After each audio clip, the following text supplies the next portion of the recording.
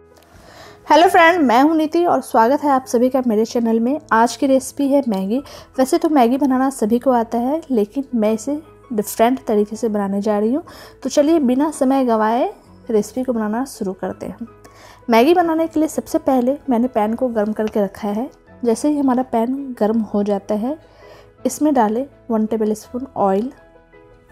और जैसे ही हमारा ऑयल गर्म हो जाता है, इसमें डालें 1/4 टेबल स्पून जीरा।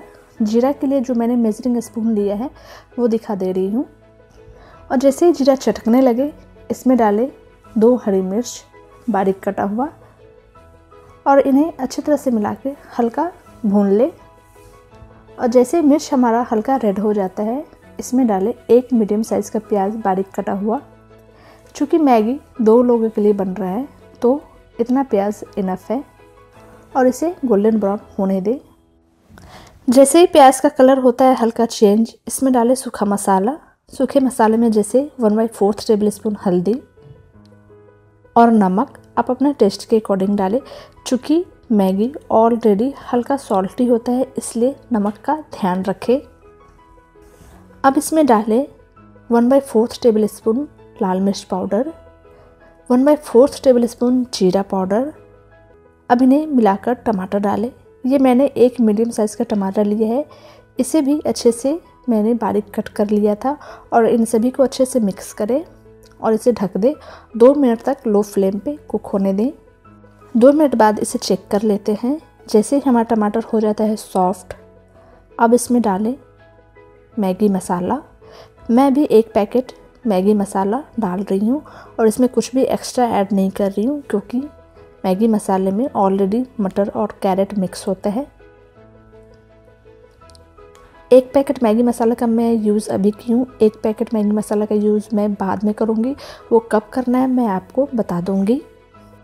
कुछ सेकंड बाद इसमें 2 गिलास पानी डालें और इसमें मैगी डालें। मैंने 2 पैकेट आटा नूडल्स लिया है। अब इसे अच्छी तरह से मिला लें और अच्छी तरह से मिलाने के बाद इसे लो फ्लेम पे ढककर 5 मिनट तक कुक होने दें। 5 मिनट बाद इसे चेक कर लेते हैं। मैगी हमारा 50% कुक हो चुका है। अब इसमें डालें दूसरा मैगी मसाले का पैकेट और इन सभी को अच्छे से मिलाकर लो फ्लेम पे 2 मिनट और कुक होने दें। 2 मिनट बाद इसे चेक कर लेते हैं। ये बनकर है तैयार। अब गैस का फ्लेम ऑफ कर दें। अब मैगी को बॉल में निकालें। तो दोस्तों, मैगी बनकर हमारा तैयार है। यदि आप चाहें तो बहुत ही कम मात्रा में इसे धनिया पत्ता से गार्निश कर सकते हैं, जो कि इसके टेस्ट को दुगुना कर देता है। तो दोस्तों, ये थी हमारी आज की रेसिपी। यदि आप सभी को ये रेसिपी अच्छी लगी हो तो मेरे वीडियो को प्लीज़ शेयर कीजिएगा और मेरे चैनल को सब्सक्राइब करना बिल्कुल ना भूलें। तो फिर मिलते हैं अपने नेक्स्ट वीडियो के साथ।